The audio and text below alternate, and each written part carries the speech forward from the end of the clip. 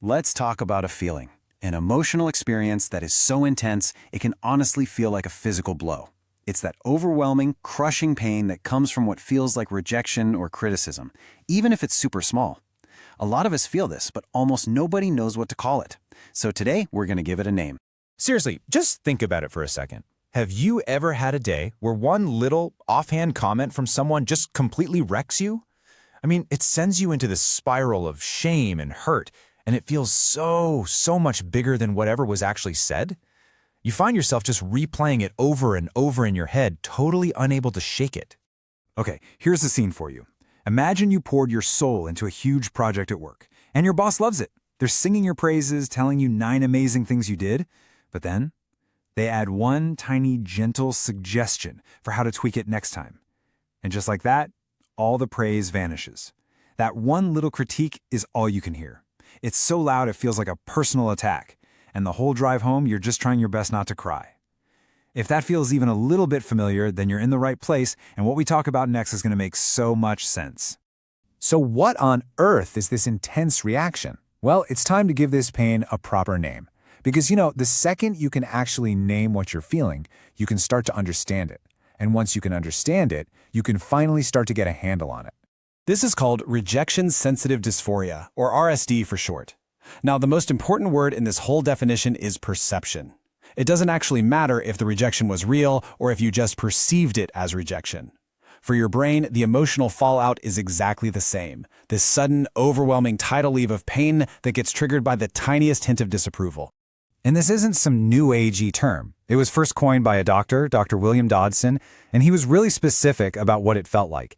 He didn't just call it being bummed out. He described the experience as a severe, almost physical kind of pain. Think about that for a second. This isn't just about getting your feelings hurt. It feels like a legitimate injury, an emotional wound that's instant and just excruciating. And this thing, it shows up everywhere. At work, it can make you absolutely dread feedback, to the point where you might not even share your best ideas just to avoid any chance of criticism.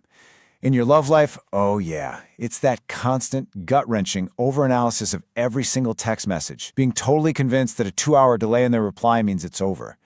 And on social media, wow, one negative comment can feel like a massive public shaming that just completely tanks your entire week.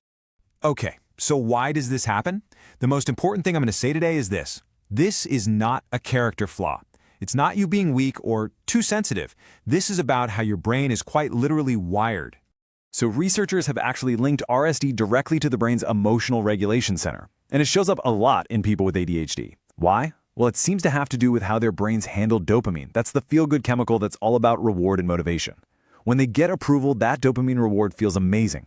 But when they perceive disapproval, that withdrawal of the reward feels absolutely catastrophic. It's a much harder emotional crash. But let me be 100% clear about something really important. Even though there's a strong link with ADHD, you absolutely do not need to have an ADHD diagnosis to experience the pain of rejection-sensitive dysphoria. This is a human experience, and it exists on a wide spectrum. I think this is the best way to explain it. For a lot of people, their emotional response to criticism is kind of like a volume dial, right? They can feel a little bit hurt or maybe moderately annoyed, and they can kind of turn that volume up or down. But for someone with RSD, it's a light switch. There's no dimmer, there is zero in between. You're either fine, or that switch gets flipped and you are instantly thrown into a 100% full-blast, overwhelming emotional pain. So, what happens when you spend your life wired with this emotional light switch? Well, over time, you start building defenses to protect yourself from that sudden, intense pain. And these coping mechanisms, they can quietly start to sabotage your entire life, a lot of times without you even realizing it's happening. Just take a look at this. Does any of it ring a bell? You might have become a chronic people pleaser, trying desperately to be so perfect that no one could ever find a single thing to criticize. Or maybe you avoid new opportunities. You say no to a promotion, or you never start that business you dream about because the thought of failing and being criticized is just too terrifying to bear. Sometimes all that internal pain just explodes outward as this sudden, shocking rage that seems to come from nowhere. Or maybe you've spent your life masking, hiding your real, authentic self behind a version you think other people will like more. And maybe the most heartbreaking one, you might sabotage good relationships, pushing people away before they have a chance to hurt you first. Okay, so if all of this is hitting a little too close to home, I need you to hear me. You are not powerless here. You're not. The good news is that just understanding this is a huge first step, and there are real practical things you can do to fight back. Think of this as your personal empowerment toolkit.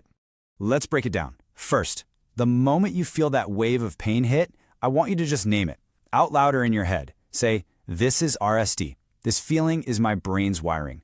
Just doing that creates a little bit of distance between you and the emotion. Second, the 24-hour rule is a game changer. Before you fire off that angry email or break up with someone over text, promise yourself you will wait 1 full day. Give your nervous system time to come down from that light switch reaction. Third, you've got to challenge the story your brain is telling you. Your brain is yelling, everyone hates me. Ask it for proof. Is that really what happened? Or could they just be having a bad day? Could their comment have been misinterpreted? Question that first catastrophic thought. And lastly, if this is a really big struggle for you, please explore getting some help.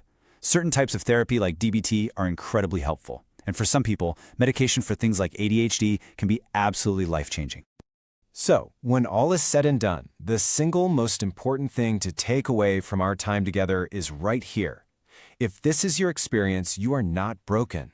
You are not too dramatic or too emotional or too sensitive. Your brain is simply wired to experience the world with a different level of intensity. That's it. It's a difference in wiring, not a defect in character. And that leads me to my last thought for you today. Now that you have a name for this, now that you have some understanding, who in your life needs to hear this too? Who do you know who's been beating themselves up for years for being too sensitive? Sharing this could be the key that finally helps someone you care about make sense of their own world.